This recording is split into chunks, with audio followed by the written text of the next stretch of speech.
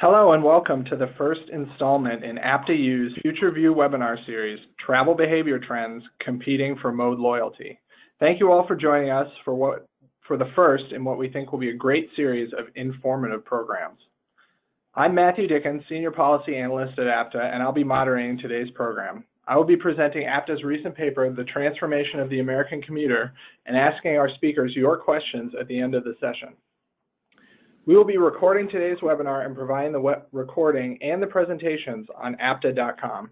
If you would like to ask one of our speakers a question, please use the question function on your screen. Please include the name of the speaker you would like to ask so we can get your question to the right person.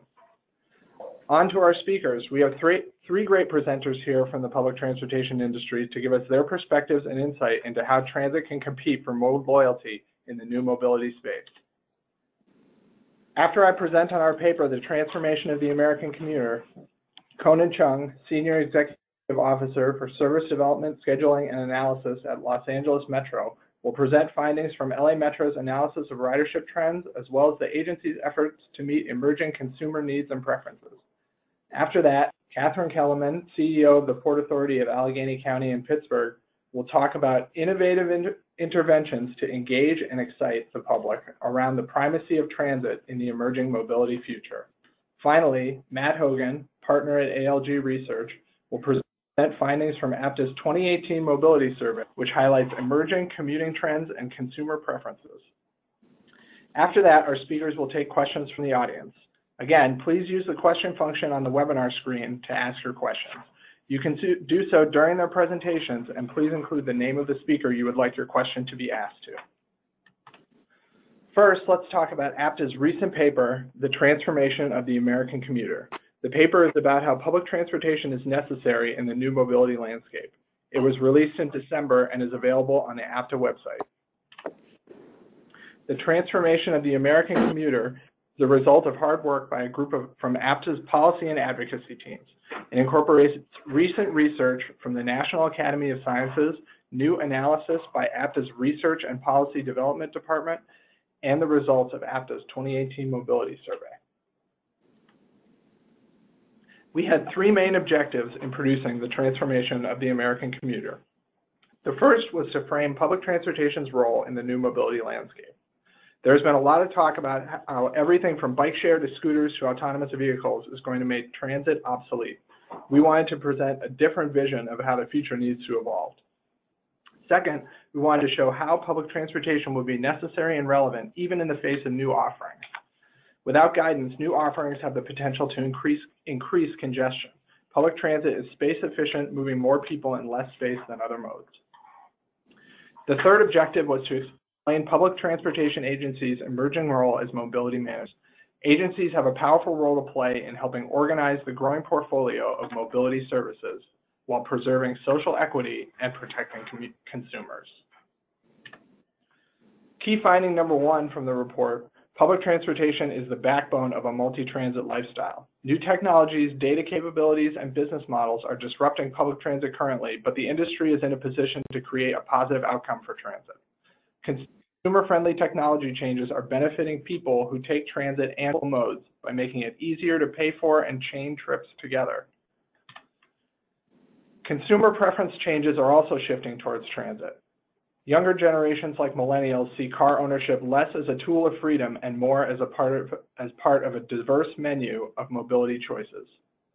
Millennials are also more likely to live in cities than prior generations, and social factors mean they are spending more of their adult lives in city environments. Research from the National Association of Realtors shows that millennials prefer walkable communities and short commutes, even if it means apartment or townhouse living. Combined with public transportation's role as a core service moving many travelers, these shifts have the ability to create positive change for transit. Key finding number two: consumers support public transportation. More than 2/3 of respondents to Apta's mobility survey support additional funding for public transportation. The majority also support bus lanes, which are critical for making transit competitive in future urban mobility scenarios.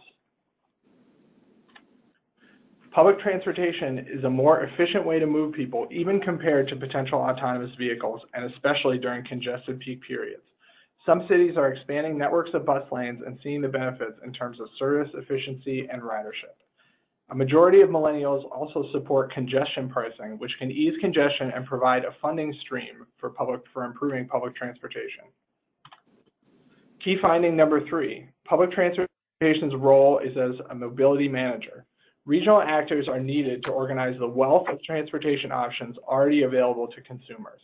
There will also be new emerging options that will be brought into the fold. For consumers to be able to choose the best mode for each trip, they will need information presented to them across modes. Public transportation agencies are well suited to this role as mobility manager. There is an ongoing shift in agency mindset towards one of taking riders' preferences into account when presenting and providing service. As part of their role as regional organizing authority, public transit agencies can guide regions to adopt principles and tools associated with mobility as a service. Under mobility as a service, customers can access transportation services through a unified service that manages their trip across modes with one payment. This type of service is already being piloted in Helsinki, Finland, where app users can book an entire trip across public transit, car share, and taxi. Public transit agencies are already working with the private sector to provide new types of service through partnerships and pilot programs. These partnerships are constantly evolving and could become more prevalent in the age of automation. Finally, as public entities, transit agencies have a valuable perspective to offer in the areas of consumer protection and social equity. The mission of public transportation agencies remains providing mobility for all users regardless of income or ability. This perspective will be very important in directing the new mobility landscape. So, what are the next steps for the public transportation industry? We can understand that public transportation will be the backbone of a multimodal society and that public transportation agencies have an important role to play as mobility managers, organizing the wide variety of transportation options available. The industry can continue to develop private sector partnerships and new services to capture new markets and increase the reach and competitiveness of public transportation. Embracing a culture of experimentation can help the industry to serve these new markets, keeping what succeeds and discarding the ideas that fail. As it engages with the private sector, the industry can keep in mind the goals of protecting consumer data, social equity, and the general public interest. These goals naturally fit into the role of the transit agency as mobility manager. And finally, the industry can continue to message around robust investment in public transportation. The public supports increased investment in public transportation by a 2-to-1 margin. The industry can take advantage of this support to secure increased funding. Thank you. So that's the explanation of our paper, The Transformation of the American Commuter. Now we're going to move on to our next speaker. Conan Cheung serves as the Senior Executive Director, Service Development at LA Metro. He is responsible for bus and rail service changes, service policies, and operations performance analysis. Prior to Metro, he was Director of Planning and Scheduling with San Diego MTS and worked for transportation planning organizations in the San Francisco Bay Area. Mr. Cheung received his BS in Urban Planning and Public Administration from USC and a Master's in Urban Planning from UCLA. And Conan is going to talk about LA Metro's Next Gen Bus Study. So take it away. Great, thank you, Matt, and thank you everyone for joining. Why don't we go to the next slide?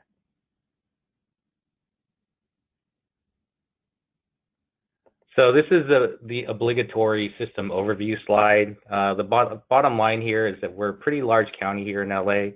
I believe it's over 4,000 square miles. Some of it is mountainous and so forth, but it's still a pretty large area. You can see here our system map in colors, and then underneath you'll see the municipal operators here as well in gray lines. But in short, between us and roughly 17 municipal operators, we have pretty good coverage throughout the county. Unfortunately, despite that, and despite additional funding from sales tax such as Measure R and Measure M that give us a half-cent sales tax each, we have seen a pretty significant ridership decline, especially on the bus side, where we've dropped probably about 25% since 2014, which was our highest point. Next slide. So given the fact that we've seen a ridership decline, we really wanted to investigate why people were leaving the system or not coming into the system. We started the Next Gen Bus study, which is really a system restructure study, but it's taking system restructure and looking at it from a service perspective, how well is the existing system doing, what are the gaps in service, and also from the demand perspective, really trying to understand who our riders are, who the markets are, and how can we be competitive in attracting them to use transit. Next slide. So what we've seen in a lot of our survey work that we've done is, that we can categorize people into 4 different categories, as you see on the slide. People who live in LA, about 7% of them we can consider frequent riders. These are people who ride transit at least 3 to 4 times a week. There's about 22% of the people who live here who are occasional riders, a few times a month. Infrequent riders represent the largest percentage at 55%. These are people who ride transit maybe a few times a year to a special event, a concert, going to the Hollywood Bowl or whatever. But the fact is that only 16% of people who have lived in LA County, which is by far a car culture, only 16% have not used transit within the past year. And for us, that's a pretty optimistic viewpoint in the sense that we're not really trying to tell people you have to leave your car at home or get rid of your car and commit to transit 100%. All we're saying is how can we make transit more relevant to you so that you can use transit more often in more ways. Next slide. And when we look at the usage, this is a pretty interesting slide. This is based on our tap cards, our smart card data. What you can see is with frequent riders, the people who use transit very often, even though they only account for about 14% of the tap cards out there, they account for a large majority, 2/3, 3/4 of our boardings. And so when we lose a frequent rider, when we lose a core rider, we're not losing 1 boarding, we're losing 4 or 5 boardings throughout the day. So it's pretty significant when we lose our core riders. So what we need to do is try to backfill that with being able to attract more occasional riders to ride more and also more infrequent riders to ride more. Next slide. In fact, a recent UCLA study came up with this conclusion, in that if 1 in 4 non-riders use transit twice a month, we would actually more than recoup all of the ridership loss we've experienced over the last 3 or 4 years. Next slide. So the first step in trying to really understand our customers was seeing how they're using the service. And you can see here on the slide, the majority of people are using our system for work or for regular types of trips. Although shopping, errands, and entertainment, people are using it for those trip purposes as well, especially for more of the frequent people. Next slide. And main reason for riding for frequent people, they said it's convenient. That's by and far the largest percentage. However, you can see I don't have a car available is roughly equal to that, about 30%. And if you go down to the 4th point, I don't have a driver's license, that really signifies that we are carrying a fairly large transit-dependent ridership. However, we do have choice riders, especially commuters and such, who do ride because it's convenient, it's cheaper than parking and so forth. Next slide. And in fact, this gets into a little bit more detail as to what people were saying relative to convenience. Next slide. So for occasional riders, how can we get them to ride more? Fast, frequent, reliable. We all know that. It's shown here on the slide as well. More frequent service and more reliable service are the top 2 improvements that people were asking for. Next slide. And then when we delved a little deeper in terms of frequency and reliability, what people were saying is that during the peak hours, they're actually expecting service between every 5 and 10 minutes. As planners, we typically consider 15 minutes as the outward bounds of frequent service. But I think given today's immediacy within our lives, people are so used to having things exactly when they want it, whether it's transportation through TNCs or shopping online through Amazon and so forth, or ordering food. So the bar is set much higher nowadays in terms of what people are expecting. And you can see there with the off-peak hours, people are looking at service, at worst 20 minutes, but really focusing on 10 to 15 minutes. And then reliability, this was also interesting. We know that our buses are not always on time, especially in LA traffic, but the second largest issue that people had in terms of the reliability of their trip was the accurate information on our real-time arrival. And what they're basically saying is that we understand you're not always going to be on time, but when you're not on time, you need to let us know when you're going to be here so we can still stay within control of our trip making. Next slide. So in a nutshell, if you take all of the survey work that we did, which was a pretty comprehensive survey of about 20,000 people, we cut the data in all sorts of different ways, whether it's demographics or economics or geography. But basically, all types of riders want the fast, frequent, and reliable service, as I mentioned before. However, that only makes transit a viable option for someone. But to attract people to use transit, we have to do all the things in the orange boxes. So for current riders, they want more service, they want lower fares and better information. Former riders, you can see security is a big issue, especially for women and in certain geographies that we go in. First last mile is also a consideration and a concern, especially for elderly, and comfort. And this really gets to our homelessness issue, which is a societal issue, but it ends up impacting our transit service. And it's not just on the vehicles and at our stations, it's homelessness and also security issues trying to get to the bus stop and waiting at the bus stop. So we have to work with our local partners on that as well. And then you can see with the infrequent riders, information was interesting. That was a pretty large percentage of people said, I don't ride just because I don't understand your system. So how can we make our system easier to use? How can we make an app that's more informative and so forth, so that we reduce that barrier to trying to use transit. Next slide.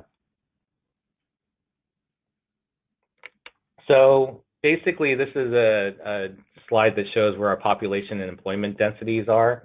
And as good planners in the past, we generally loaded up our service where we had high population and employment density, and that was sort of a surrogate for trip making. However, what you see in the next slide is that what we bought was location-based data or cell phone data that shows where people are coming from and going to throughout the county. And this data set was based on 5 million devices roaming around LA County over the course of 6 months. These could be visitors, they could be residents. But what you can see here is that the intensity of travel is not necessarily aligned with where the density of employment and population are. So while we're putting a lot of our frequencies in our service in sort of that central South LA area where we had high population and employment densities, we're missing where the high travel intensity is, which is up in San Fernando Valley, in the west side, and over to Santa Monica. So there's a misalignment in terms of allocating our resources out relative to the trip making that we now know with this new data set. Next slide. And so with the new data set, we're also able to understand our market mode share relative to competitiveness with your second alternative, which would be the automobile. And so what this graph shows is that we took those the data from the 5 million devices and ran all those origin destination pairs through our transit trip planner. And from that, we were able to get a transit path and a travel time using transit to make each one of those origin destination pairs. We took those same OD pairs and ran it through Google to see how long it would take to drive that trip. And by seeing the transit time and the drive time, we can compare those in a transit to drive time ratio, which you see down there on the x-axis. And comparing the number of trips that come from an origin going to a destination with the number of tap trips we have coming from the same origin to the destination, we can calculate the mode share. And so what this slide shows is that if transit is faster than driving, i.e. the 0 as the transit drive time ratio, or just as fast as driving, we're doing pretty well in terms of capturing about 13% mode share. But you can see as we get slower than driving, we start losing our mode share. And so we're sort of tagging about 2% or 2 times as sort of our outer limit in terms of we don't want to be slower than 2 times what it takes you to drive in order to feel like we're competitive in attracting that ridership there. Next slide. And this is another one of those aha slides. We didn't know this either until we got into this data set. This slide shows total trips throughout the county. Again, this is from the cell phone data. That's shown in the bubbles. So you can see 22% of all travel within LA County is really short distance, 0 to 1 mile. I don't think we can be all that competitive in that arena. That's probably more of a walking, biking, scootering, and so forth arena. But you can see that there's 46% of the trips that are being made that are made between 1 and 5 miles, which here we would consider sort of short distance. We have about 16% of trips that are made in LA County that are between 5 and 10 miles, and another 16% that are over 10 miles long. And as you remember from the previous, an earlier slide, that a lot of our customers are using transit for commuting purposes. Those tend to be longer distance trips during the peak hour. And you can see here that we're capturing about 6% of the 16% of long distance trips. However, the key point here is that our largest potential market is that 46%, the 1 to 5 miles. So as you saw in the animation, if we were able to capture 6% of that bubble, we would actually increase our trips by 500,000 linked trips, which would basically, grow our ridership by 70% or so. Next slide. So how do we go about trying to attract those shorter distance trips? Well, you have to consider the total travel time, and that's how we can be competitive. Because in a total travel from an origin to a destination on transit, you have the out of vehicle time, which is your walk time, your access time, and your wait time at the bus stop. And then you have your onboard time. Next slide. So for long distance trips where we're pretty competitive, can you click again, please? What you see here is that the walk and wait time, based on the data that we had, accounted for about 30% of the time, the total travel time, and 70% of the time was on board the vehicle. This is where, if we're trying to capture this market, we really need to work on increasing the speed of the bus, and whether that's with signal priority or lanes, reducing bus stops, streamlining the route, all of those, strategies. We have to make that drive time faster because the majority of your trip is on board the vehicle. Next slide. However, when you consider short distance trips, really the walk and wait time equals the amount of time that you're on board the vehicle. And so how do you reduce that walk and wait time, which a lot of times, especially if you have bad real-time information, feels like twice as long, right? If you're waiting 5 minutes, you feel like you're waiting 10 minutes. And so even though it's 5 minutes wait time and 5 minutes onboard time, you really feel like the majority of your trip is waiting. And so this is a situation where the frequency would improve that opportunity, make us more competitive.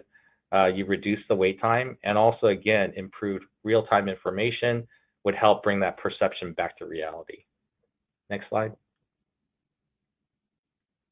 And again, going back to what I mentioned earlier, that we generally sort of try to capture the commute market, which is the longer distance peak hour service. You can see here that our service levels, which is shown in orange there in the graph, are really higher during the peak hours. It's sort of the camel's hump. And a lot of transit agencies really do sort of favor the peak hours, and we're no exception to that. That pattern matches the patterns of the commute trips, which are shown in the light blue columns. But you can see there, when you add up all the other trips that people make, which again are generally the shorter distance trips, and also the other trips that are regular work trips that are not commute types of trips. They're not 9 to 5, Monday through Friday, white collar work, essentially. When you add in all those other trips there, you can see that the vast majority of travel is during the midday and the PM peak, and even into the evening. And so when you consider that and you look at our service curve, we're really misaligned with when the majority of trip making is happening. So we have some opportunities there and some direction in terms of really trying to modify when we provide our frequent services to better match total travel demand. Next click. And then next click. Yeah. So some of the major discoveries, it's really about the complete transit experience. We need to be fast, frequent, reliable, but we need to attract people into using the system with really more of the customer experience issues that aren't necessarily service related, but they impact people's decision to use the service. And then the existing network is misaligned with the current travel demand, as I mentioned earlier. Next slide. So where do we go from here? We're about halfway through our study. We started about a year ago. Again, we're really focusing on the supply side planning by looking at our existing route network, kind of doing the traditional service planning, looking at route segments by time of day and day of week, running all the performance metrics on it and seeing what's productive, what's not productive. We also are using the location-based data, the cell phone data, to show us where people are coming from and going to, which is helping quite a lot. So that allows us to be able to better optimize the route network structure. How do we tie one segment to another segment? And then again, from the top down, using the demand-based information to look at transit propensity indexes and so forth to identify new markets where we may not have ridership because we don't have good service there, but there's a potential for increasing ridership based on the external factors. And then, of course, we always have to do a lot of public outreach because the data tells us, you know, where and when people travel, but it doesn't really tell us why they choose the mode they choose. So we're going through that as well. Next slide. So the next few slides, and I'll just go over them quickly. It's just a couple slides for sort of the data wonks out there that want to see some of our data. This is a Tableau dashboard that looks at our heavy lines. This one's the Santa Monica corridor. The upper left shows you the average distance by bus stop. So people who get on in Santa Monica tend to go further than people who, for example, get on at West Hollywood. That helps us in terms of understanding the routing and stop spacing and so forth. The upper right shows you boarding by location. The lower left is pretty interesting. It's percentage of boarding by trip distance. So you can see some lines have a much longer trip, average trip length than other lines. And again, that helps us influence our stop spacing and route design and so forth. Next slide. And this is an example of our looking at market opportunities. We created transit propensity index. It's really using three primary variables. There's an index score for total demand. That's really using the location-based data, the cell phone data we have.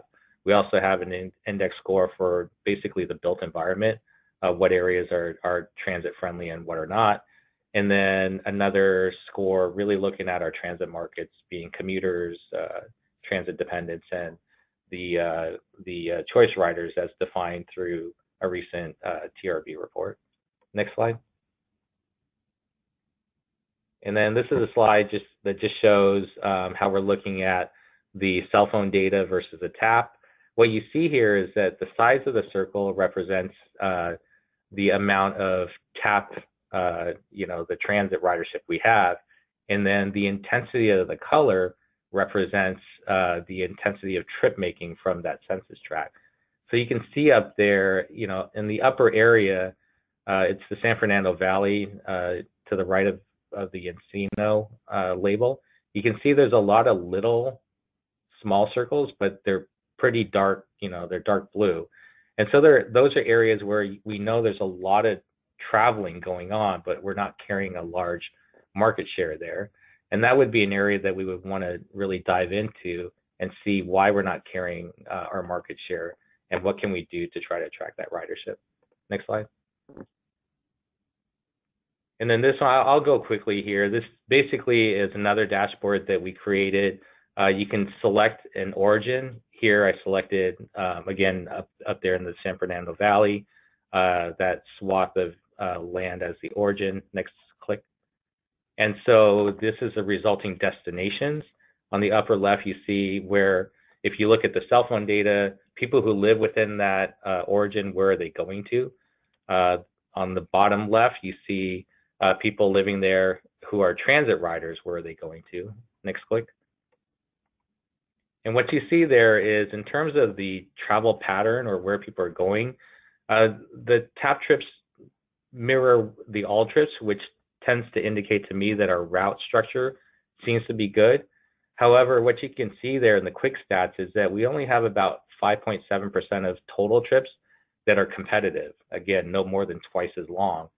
And if you look down at the travel distance from origin, which is the lower right table, you'll see that by and far the majority of all trips that are being made are really short distance trips. So this is an area that perhaps if we do add more frequency, make sure the routes are streamlined, we may be able to capture a much larger market share. And I believe this is my last slide. Great, thank you. All right, great. Thank you, Conan, for that in-depth look at your bus analysis. Thanks.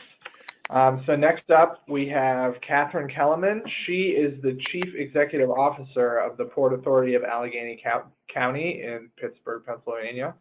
Prior to joining Port Authority, she worked at Hillsborough Area Regional Transit, HART, in Tampa, Florida, in several executive leadership roles, including Chief of Service Development, Chief Operating Officer, and Chief Executive Officer. During her tenure at HART, Catherine ridership by more than 20%, adopted technologies like the One Bus Away application, expanded public-private partnerships, launched a regional fare program, and oversaw HART Hyperlink, the nation's first transit agency-operated ride-sharing program. So take it away, Catherine. Good afternoon, everybody. Thank you for tuning in. I'm going after someone with really great slides and a lot of detail. Thanks, Conan, no pressure. So a few things to talk about. Here I am in Pittsburgh for about a year now. Prior to that, as Matt noted, I was in Tampa, which is a very different market. I've been in Baltimore and Dallas. And mobility and getting folks to ride is very different in each of these markets. Obviously, that's self-evident. But what does it mean when you are in a city like Pittsburgh? So short story for here in Pittsburgh, we've had transit for 150 years. If you've come to Pittsburgh recently, or actually in the past 150 years, you will have been able to take the incline, one of our two inclines. We own both, we operate one. These have been connecting folks to residential areas, again, for 150 years. We were formed officially in the 60s and 70s by the consolidation of something upwards of 30 street railroad companies. So we are in an urban area that was built up. It's a horse and buggy town. It grew without access to vehicles, to cars, and it grew on a street railroad system. I was in a neighborhood last night attending a presentation on our BRT project, and there are bus stops in this neighborhood that have been there since 1894 when they were streetcar stops. So from a planning perspective, it's easy to defend keeping the stop there. It's been there for 126 years, but it's also a different universe than I would have seen in Dallas or Tampa, where the cities had grown up with the car and you were fighting land use and behavior as well as travel patterns. Here we've got a very transit supportive culture. This is the only place I've been where I can go to a public meeting and someone says, you moved my bus 12 years ago and when is it coming back? They're good problems to have, it's just a different type of market. So while we talk about mobility in my old market about what are new tools to remove barriers to getting people out of their cars, here mobility is more of a construction of how do we use these new tools to make it easier for folks to know when service is showing up and to help them manage the loads. We will have Arctics with 120 people on them in the afternoon and standard 40-foot buses with 70 passengers. So the application of technology is a little different here than they would have been anywhere else. Now, also, if you've been to Pittsburgh, you know the joke is, if it happened in New York or another city, it'll come here too, just 20 years later. So we do have kind of a lag on some of our technology and some of the things which impact our market. We have not seen the big change in ridership that a lot of our peers have seen. So last year, we had the highest we've had in 4 years. So we're picking up 2 to 5% year over year, month to month. We're just in a different universe. So for each person that is leaving us for rideshare or who is leaving us for bike share or walkability, we are picking up more patrons. I do have to give a lot of credit to Allegheny County and the city of Pittsburgh, who have been very focused on increasing pedestrian access and bike access to transit. So it's easier for folks to not get into their car in the first place. But once we know why the ridership keeps going up, we will happily do a webinar so we can share some of these secrets. We do know that a lot of our younger patrons take Uber or they take Lyft, not just the folks looking for the Uber self-driving vehicle. We have bike share partnerships. If you ride with our fare card, you can get a 15-minute free ride on local bike share. And in our market, the bike share rides are about 12 minutes a pop. So we have a really good integration of services back and forth, but we still see a big reliance on the big vehicles to get folks around town. It's a big focus for commuters. Over 50% of the folks coming into work in downtown Pittsburgh are coming in on transit. I would like to say this is because we are fabulous, but it really goes back to the old maxim that free parking is the death of transit. There are 44,000 parking places downtown and 110,000 jobs. Add in all the folks going to different performing events or trying to go to City Hall. Downtown would not function without transit, and the same thing with our major corridors with large hospitals and universities. So there's simply not enough parking to go around here, and we grew up that way, so it moves us back into a really transit focus. Now, looking long term, though, we can't just take this for granted, and we can't say, well, we're doing okay for ridership, so we don't have to worry about the next 10 or 20 years. So one of my initiatives last year, right when I came on board, was to reboot our outreach and reboot our conversations. So I came to a city, you see right there the self-driving cars for Uber. I came to a city that has internationally recognized robotics programs, looking at automation of traffic signals and a lot of tech hubs. And we were not talking to folks who were using the vision from these programs and how we would build transportation. We had a really small community relations group. So in many cases, we just weren't talking to folks. We had one community relations person. So we've expanded that.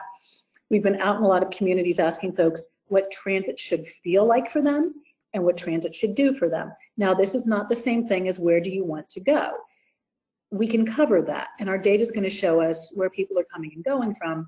We wanted to know what their longer vision was for what transit should be doing for them, and how could we make that happen? Could technology support getting there in a way that wasn't just, you know, something cool for its own sake? We part of last year, we also hired in a chief information officer, the first time we've had this here at Port Authority. Like many transit agencies, we have IT groups that focus on network connectivity and the help desk. But in this new universe, we really need to focus on operation technology. That doesn't mean, though, that the folks who have been doing the help desk and have been doing network support can just pivot to something else. They're already busy. So our CIO has been really instrumental in setting the vision of where technology should go. And it's not a standalone idea. We don't have this as a standalone issue in our tactical plan. We have it as supporting work or sort of undergirding where everything else is going. We also took advantage of a lot of feedback from our stakeholders. So the City Department of Public Works and County Resources engaged in a comprehensive survey program called Make My Trip Count. This is great data. It's how many times a week are you driving yourself? Are you walking, taking transit from where to where, and other information supporting that. So it's a really good source of information where folks are at. The City of Pittsburgh rebranded their Public Works Department to a Department of Mobility and Infrastructure. So while they do still deal with landslides, they also look at what are smart technologies that can give us better signal data, for instance. So that's been a big deal for us. We've also been included in decisions that we haven't been before. In more progressive cities, this is not going to sound revolutionary, but now before curb cuts are granted, for instance, by the zoning locations, our staff gets to weigh in on what that implication is going to have on bus service. So it's moving in that direction of folks thinking of transit holistically. Again, we have a lot of self-driving cars here. We have Uber, Volvo, Argo, Ford, and a few others using our streets as their playground. It's kind of cool the first time you see them, and then it becomes passe. We also have this an advocacy group here called Pittsburghers for Public Transit, and many of us in other cities will have advocacy groups that are affiliated with the agency that are pushing for expanded access to transit.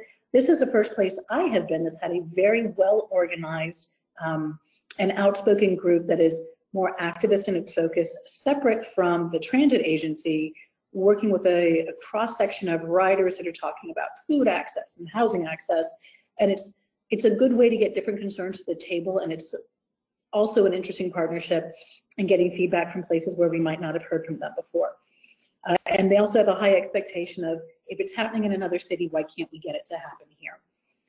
I know some of the things that folks like hearing about would be autonomous vehicles, so I'm going to skip right over that for the next topic, which would be connected vehicles. So here in Pittsburgh, we have Carnegie Mellon University, which not only being a world center of robotics, they created the emoji, so you have them to thank for that. If you are a parent and you have seen Big Hero 6 recently, the technology for Baymax was created at CMU, and CMU actually advised Pixar on that movie. So there's a lot going on with robotics and smarter technology, and we participate in a project called OPERA, the Open Pittsburgh Wireless Research Accelerator, and in a nutshell, it is a connected vehicle program, which is signals, 16 signals in the first test area. We have the hardware on a few of our buses, and other vehicles coming through this area are testing what are we doing with signal timing, what are we doing with idle speeds. And the first year of this has come back with some really great data. So by massaging signals, we can cut down on idles by a third. We can also improve air quality. Everyone is, of course, concerned with air quality, but we are an old steel town. We still have legacy horrible air quality. I'm going to say in the 1920s, when people would refer to Pittsburgh as hell with the roof taken off. You couldn't see the sky in the middle of the day. We still have these air quality issues. And the more that we can work through this on idling time and cutting down emissions, it's great for us here in town. Selfishly, this is the precursor. If you see that picture there with this smart vehicle sitting there, a connected vehicle can talk to your phone in your pocket. It can talk to the vehicle next to you. It could potentially talk to your bike. So our bus knows that you have a lead foot and you're going to jump off the line and we should wait for you. Or maybe you're on your phone and you're not slowing down coming to an intersection. The ultimate application of this would be the bus knows to watch out for you, and we don't end up having an accident. So whether or not it's automated, there's still really great applications for the technology, and we are expanding from one bus to over 200 in this pilot program to proceed forward. So it's a combination of smart signals and a whole bunch of other back-end research that I don't understand, but we're happy to have it in our playground. This is also good groundwork for our BRT project, which will go through the same corridor. Many of you already have BRT. We're very much focused on, in our corridor, not getting more people on the bus, but getting the service to be more reliable. In our BRT corridor today, we have a bus every 1.8 minutes, and they're going through, again, a horse and buggy town with 21st century technology. So we have constrained right-of-way. We have a lot of people going from point A to point B. During class changes, we might have 250 people waiting at a bus stop to try to get on 5 or 6 different routes, which will come within a 10-minute window. And we are looking to the technology improvements from BRT, basic things such as all-door boarding, prepayment on your fare mechanism, but also smart signals and massaging that network so we can keep those buses to 2.7 minutes and spread out the headway and the technology.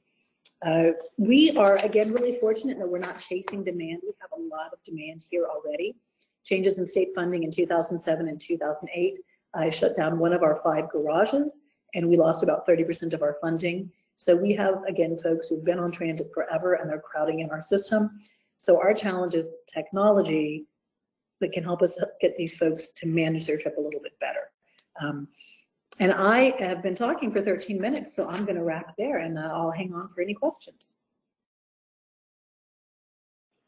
All right. Thank you very much, Catherine. Very, very informative. We'd love to hear about all the great things that agencies are doing around the country. Just a reminder to everyone listening, if you have any questions, you can put them into the little question box on the side of your screen, and we will tackle them with our panelists at the end of our session. So next up, we are going to talk about the results of APTA's 2018 Mobility Survey. Matt Hogan, partner at ALG, is here to talk about it. Matt has over 15 years of polling experience and has polled for the Democratic nominee in the past 4 U.S. presidential elections, including polling for President Obama in the key states of Florida, Virginia, Nevada, and North Carolina. Matt has also polled for candidates at all levels of government, as well as on issues such as healthcare, education, tax policy, immigration reform, transportation, and internet access. So I will get to the beginning of Matt's presentation here, and then we will start anew. All right, go ahead, Matt. Great. Thanks, Matt, and thanks everyone for having me. Unfortunately, my slides are not as aesthetically pleasing as either Conan's or Catherine's, so apologies there. So just to give you an idea of the data we're looking at, this was a nationwide survey of 1,000 adults conducted last June. 800 of the interviews were conducted over the phone using, conducted both in English and Spanish. Majority of the interviews were conducted over cell phones. And then we did an oversample of 200 millennials online, which gave us a pretty robust sample of over 400 millennials over the phone and online that allowed us to look at them in a lot of different subgroups. So this first slide is, we asked a question, whether they agree or disagree that public transportation is the backbone of a mixed transit lifestyle. And you see over 3/4 of the public agrees with that statement. With agreement even higher among millennials and communities of color, and that's a trend we see really throughout the data in terms of these audiences placing a greater emphasis on public transit. But even among whites, you've got 3/4 agreeing that public transportation should be a backbone of a mixed transit lifestyle. Next slide. So to give you a sense of just which groups place the most importance on public transportation, we asked a question about how important it was to live near public transportation and work near it. And this slide breaks out the audiences that were most likely to place a high deal of importance on that. And you see, whether it's living or working near public transportation, the groups that feel is most important is dominated by millennials. They were all, millennial subgroups made up all the groups that place the most emphasis on living or working near public transportation. You see, the results here based on the questions are pretty similar, and it's really dominated by urban millennials, also millennials of color, millennials that are more left-leaning, Democratic, or identify as liberal, and also those who are have college or post-college degrees. Next slide. Okay, we're going to pause for a second because we have a technical issue here. The presentation is just running forward without running. So let me just fix this here, and then we can. Sure. Sorry about that. Let me just make sure that they're all set. All right, here's where we were.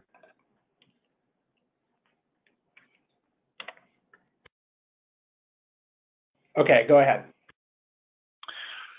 Great, thanks. So before the poll, we conducted some qualitative research with millennials in cities with big public transit systems. And one of the questions we asked them was about their reactions to the term multimodal. And what we found was that they were really unfamiliar with that term and didn't really understand what it meant. And they offered suggestions like mixed transit or multi-transit. So we tested those terms in the poll. Unfortunately, it looks like the legend's not really showing up entirely here. But the multimodal, the multimodal numbers are in purple. The mixed or multi-transit numbers are in yellow, and you see, pretty clear that the public strongly prefers mixed transit or multi-transit to multimodal. That's true both overall and among millennials. In terms of mixed transit versus multi-transit, there's no real difference. Next slide. We asked just how important a number of different types of transportation is to a mixed transit lifestyle. And you see public transportation among the public overall is seen as nearly as important as a car to a mixed transit lifestyle, and more important than rideshare services, especially if you look at the dark color, that extremely very important. Public transportation is seen as significantly more important by that metric than rideshare services, and that trend really holds among millennials as well. Among millennials, in fact, public transit rate, the importance of public transit again we see rated even higher, and it is seen basically just as important to a mixed transit lifestyle as cars. And once again, significantly more important than rideshare services like Uber or Lyft. Next slide. We found, strong support from the public for increasing funding for public transportation, both at the local and federal level. On the left, you've got 70% of the public supporting increased funding for public transportation in their city or town. On the right, we have the results for the federal government, and they're basically identical. Just over 2/3 supporting increased funding for the federal government for public transit. And with millennials on both metrics, support is even higher. Next slide.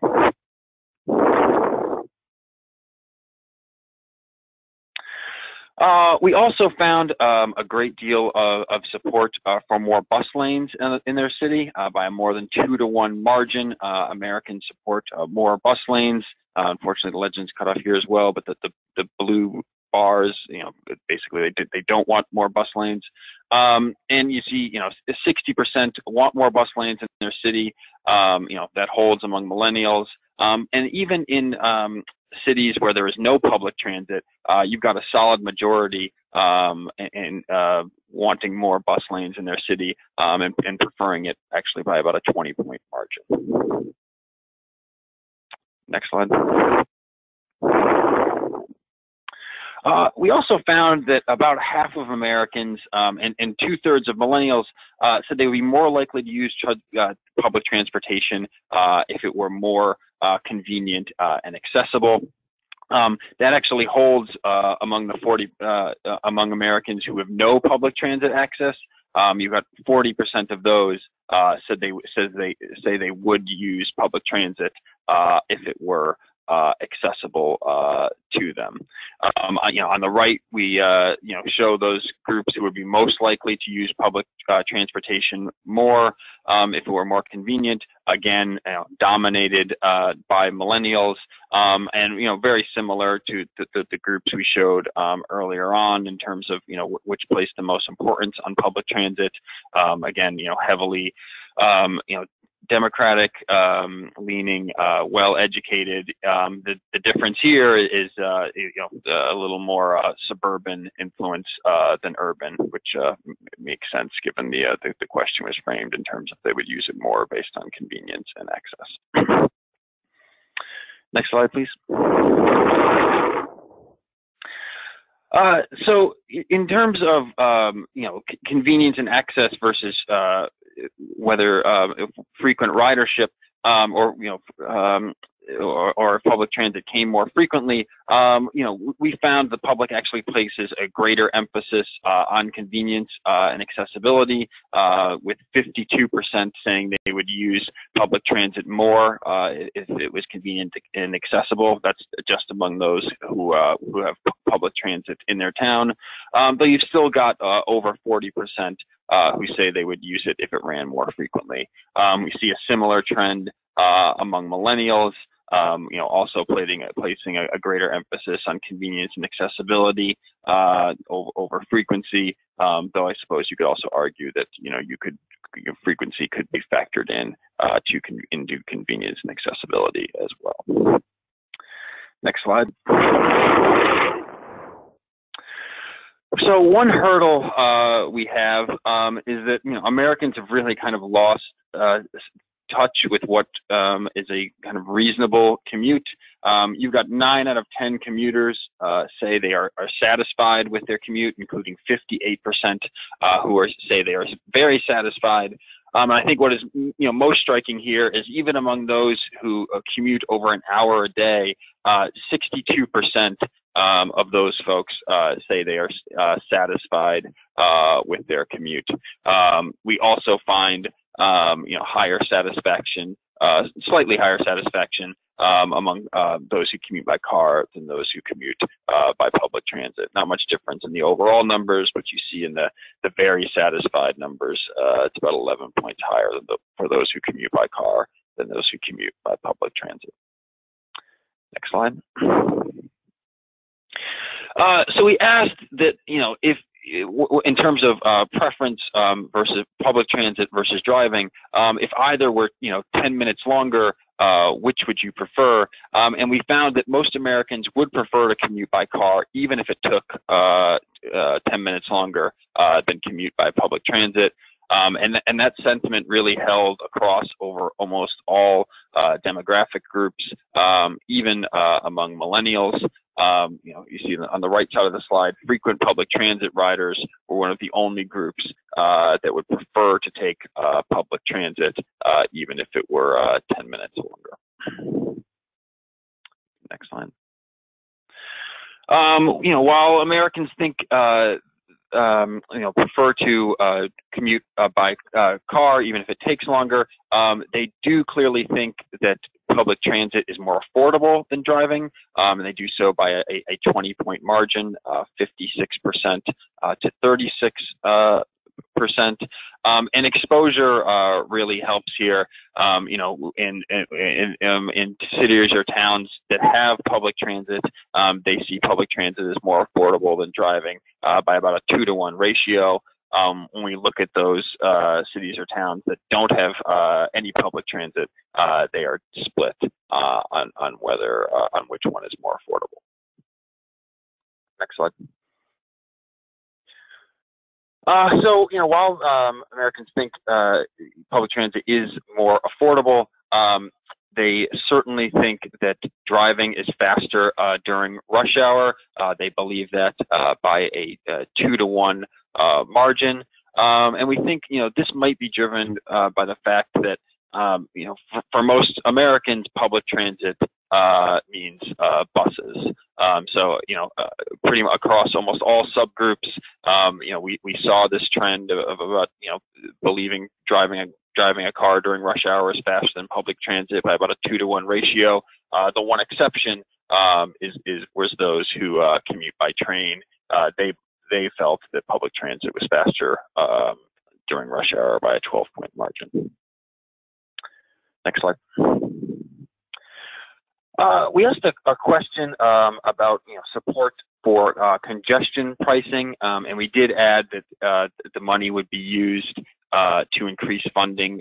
Any money raised would be used to increase funding for public transit, and we found the public overall split on congestion pricing: 44% in support, 42% in opposition. However, among millennials, they supported congestion pricing by a 10-point margin. In our focus groups, the main point of opposition to congestion pricing was that they were concerned that it would, most significantly impact lower income drivers. However, interestingly, based on the polling data, when we look at those with household income of under 25,000, they actually support congestion pricing by a 10-point margin, and it's even more popular among the African American and Latino communities who support it by nearly 20-point margins. Next slide. We found about a quarter of Americans would support using a ride-sharing service operated by their town's public transit agency. We got 23% say they would at least probably use such a ride-sharing service. Among millennials, that share rises to 30%, and once again, we see even higher interest among Black and Latino Americans. I think that takes us to the end. Yep. Back to you, Matt. Okay, that is it. Thank you, Matt. That was very good overview of our mobility survey and what was involved there. Now I think we will move on to some questions for our panelists. You all have given us some good questions, so I think I will start with a question for Catherine. Catherine, demand for public transit has clearly outpaced the Port Authority's ability to serve everyone who wants to use it. So how will the Port Authority expand service to provide a service that riders want to use? So that is an excellent question. A couple things on that. We have historically not had a system plan of where we're going to be in 30 years. Lacking that foundation, we have done annual evaluations. So folks will request service on an annual basis. It's kind of like either the Hunger Games or America's Got Talent, however you want to think about it, because we'll have 50 requests for service that we evaluate and 1 or 2 make it. But lacking a multi-year or a system focus, we make piecemeal improvements. So to address that right now, we have undertaken a system planning process. It is not going to be our normal 2 to 3 year system plan. It's getting everything off the shelf we have, going through the past 5-10 years of service requests, going through demographics, and then getting some feedback again on what people want this network to feel like. Like, should you have 24-hour transit? Is it worth it to you to have less transit but with electric vehicles? So where are we going with that? And once we have that foundation, we will be tying that with our economic impact studies and making the case both locally and in Harrisburg that the network that Allegheny County needs to be successful is far past what we have now and what we can afford. So that's our longer term thing. In the interim, I don't know if the job is still posted, but we're hiring for a director of service planning and scheduling, because we've got like many legacy systems, we have some idiosyncratic things on scheduling. An example is we have not had a lot of street relief locations for operator lunches. We include a 30-minute break if you work 5.5 hours. So today, many of our operators deadhead all the way back to the division for lunch break. And if we can enter into agreements at shopping centers, or did somebody laugh? Don't laugh at us. It's kind of crazy. And imagine if we didn't have to do this, 50 minutes of deadhead for your lunch break, what I could do with that service on, 200-300 pieces of work a day. Or because of how our work is historically hooked, we will go out of service at one point and then deadhead a couple of miles to resume a new route. So we're going to be looking at those efficiencies and see if we can be a little sharper with how we pull that together, that we can use those resources to get out into neighborhoods and start providing some of this service. But that'll get us nickels, and we need dollars. So the bigger thing is, how does our region lead a conversation of the future for a thriving region involves a big network, and how do we pay for that all together? So stay tuned.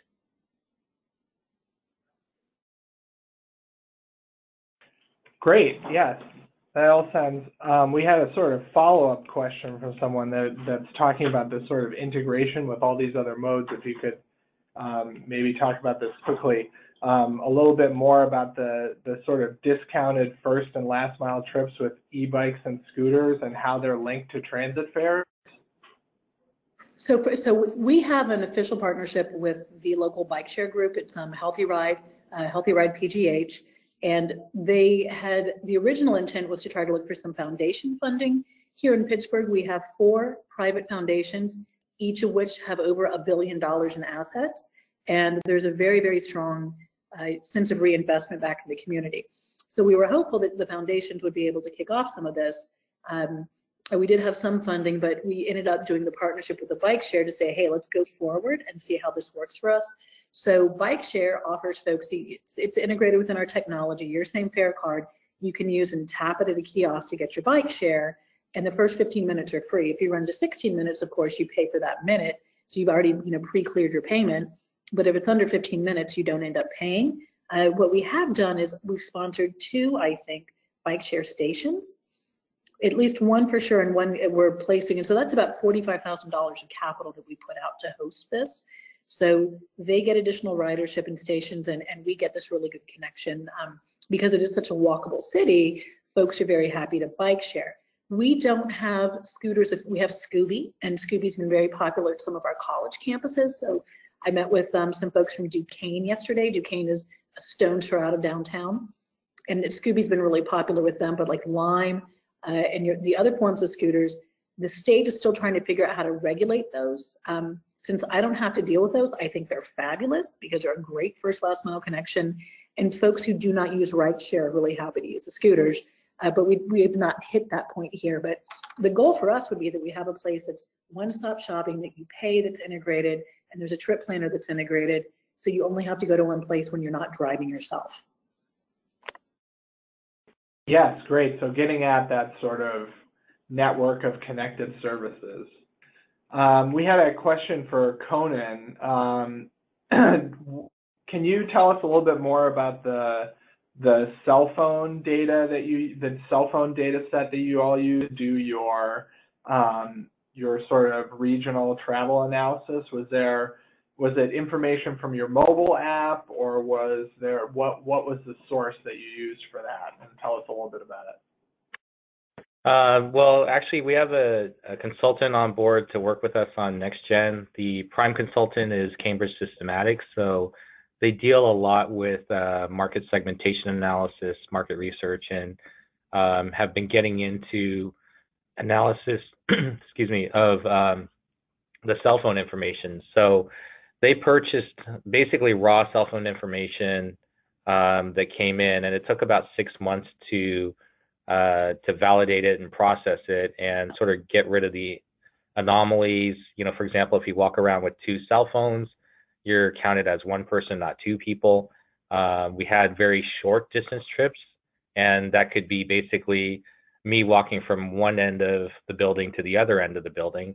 It'll show up as a trip, but we would consider that as being in the same destination. So there was a lot of cleanup work that had to be done, and then a lot of calibration to make sure it coordinated with our regional travel demand model from SCAG, as well as the National Household Travel Survey and the California Household Travel Survey. So a lot of data processing of raw sort of mobile devices within the moving around LA County. As an alternative, there are vendors out there, Streetlight as one that a lot of people know, that do the pre-processing on all of the data, and they'll basically, sell you the services to access information yourself. We chose to go our route just because it calibrates more closely with LA County travel patterns. And this was a way that if we like the data set and we like the use of the data set, we can always update the data set in future years to get trending analysis for the region and to see how things shift based on policy changes or service changes or whatnot. Great, and we had a related question to that, which was you pointed out that when you looked at the cell phone data, the data about where people were traveling didn't really match up with sort of what your kind of traditional viewpoint about employment and population density. Do you have any insight as to why you think that those didn't match up, or maybe you can explain that a little bit? Yeah, we haven't gone into an in-depth analysis as to that, but if you think about it, the areas that I showed high population and employment densities tended to be in kind of the South LA area, Central LA, and so forth. Some of the South LA areas tend to be lower income.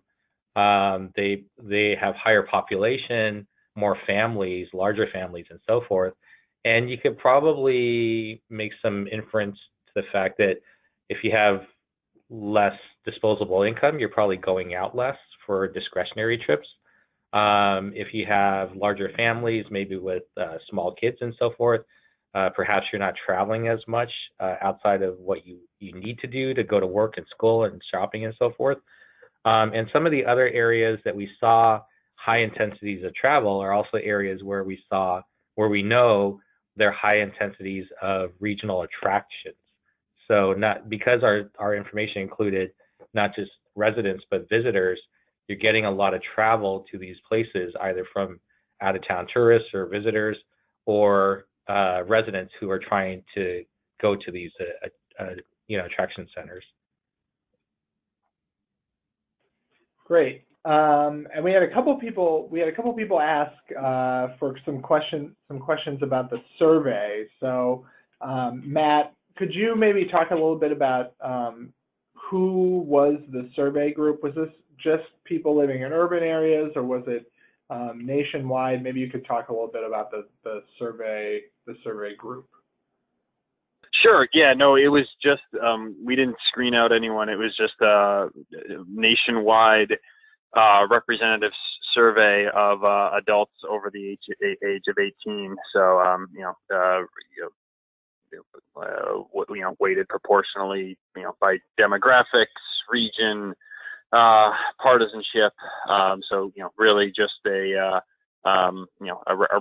representative sample of the American public. We did not screen out by any sort of city type or anything like that. Okay, so the survey results included rural areas as well. Yes, absolutely. Yep. Great. Yep. Okay. And then we supplemented it with an online oversample of millennials, just because they were really an important audience for us. We wanted a bigger sample of them. So we had, both a mix of phone interviews and online interviews with millennials. Great. So I think we have time for maybe one more question. So I'm going to give Catherine the final word on the questions. So we know you recently moved to Pittsburgh from Tampa. And Tampa has been doing a lot in the new mobility space as well. So what have you seen are as sort of the differences between the mobility market in Pittsburgh and Tampa? Oh, Matt, this is like one of my favorite questions. So how long do you want me to talk, right? So in Tampa, we had to be creative because we did not have a lot of funding. And we also did not, we had to get out into neighborhoods in a way where we weren't running a bus once an hour.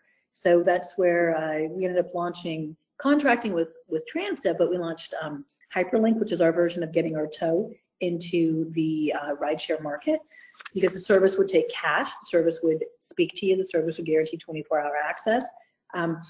And some things we learned from that was we wanted to address equity, but we just didn't have enough business and access to enough service to be competitive or cost effective. It would have been better off for us to get Uber and Lyft and cut them a coupon. We also went out with our first contract for an autonomous vehicle pilot program. Tampa has a 3/4-mile busway through downtown, so it's first responders and buses only, so a really good place to practice with AV technology. And my takeaway there was our public procurement processes, even where they're very sharp and very targeted, they're not ready for the kind of markets that we were talking about. So in Tampa, it was very much go be dynamic. Florida Department of Transportation was a great partner. They did a lot of 50-50 grants to try some new technologies down there. They helped us with One Bus Away, which was one of our first trip planners. We were one of the first agencies in the world, one of the first 10 agencies to go into Google Live data. But we had to be creative if we wanted to get different parts of the market or be competitive. Here, there will be a point where we're looking at chasing different parts of the market further out if funding were different. But what would be much more helpful for me than adding on a rideshare component in a more suburban area would be a trip planning tool that would let you know how full the bus is, so whether or not you have a seat, and how close the follower is behind that bus. Is it traveling on the spaced headway? Is the follower going to catch up quickly? Is your bus full and the follower's empty? So the type of technology that we would find useful here in Pittsburgh is it's different. It's still exciting and high tech. It's just a different type of market. Very cool. So definitely thinking about how each agency has different strategies depending on their market, which is what we're talking about. So I think that brings us to the conclusion. It is 4:16, so we've gone a minute over. We hope you will all join us for the next webinar in the App2U Future View webinar series, which is happening on March 6th. That is going to be about mobility as a service, and it's titled Effective Mobility as a Service Strategies, Subscription Services, and the Holistic Approach. So we hope you all will join us for that one as well. Again, we will be posting the recording and the presentations on our website, apta.com, so that you can check those out for yourself. And thank you very much for joining us.